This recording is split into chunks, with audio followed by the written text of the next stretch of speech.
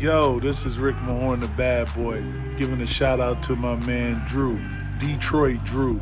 Make sure you tune in on his YouTube channel, Detroit Drew. Bad boy.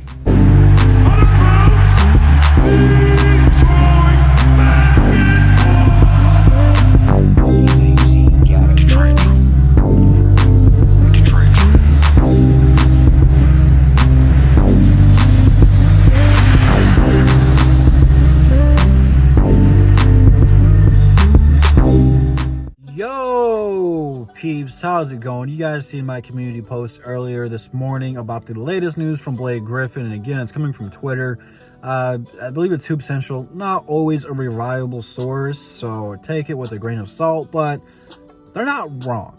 I believe the Detroit Pistons are trying to look for a trade partner involving Blake Griffin, but you're not going to get anything great in return. It's all going to be dog doo-doo trades where you got to take on a big contract. You're not going to get anybody good.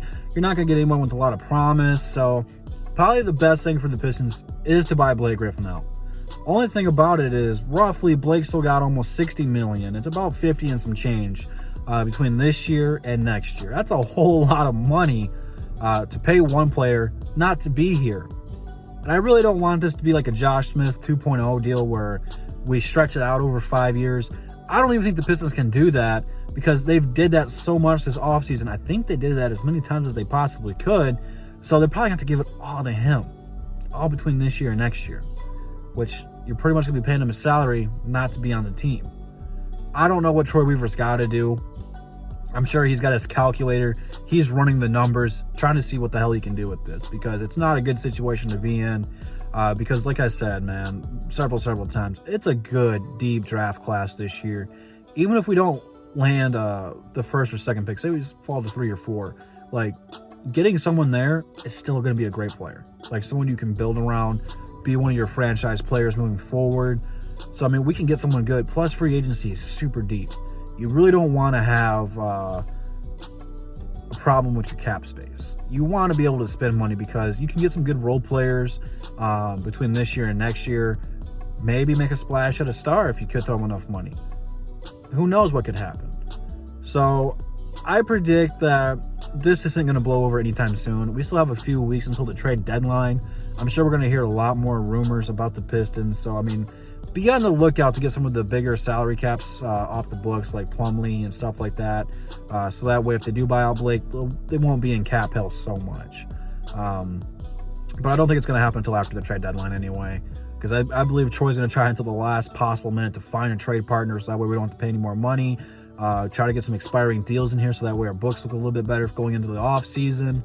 Just, we got to be patient with it. I know we all want something to happen kind of right now, but that's not really how Troy operates. Troy's trying to make the right moves for the team, for the future of this team. And you can kind of see it from the players. It was his birthday the other day.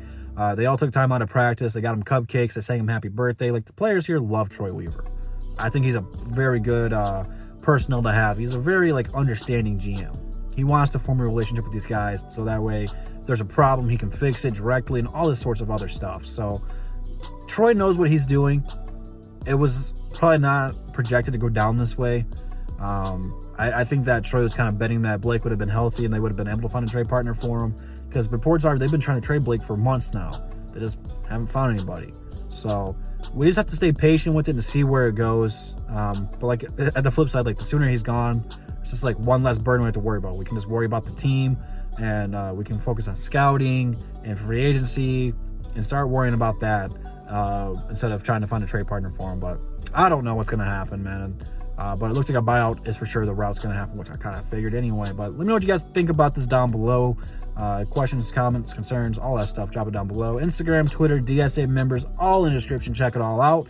And with that being said, I'll catch you in the next one. And that's the bottom line, because Double D said so. Stay safe. Peace.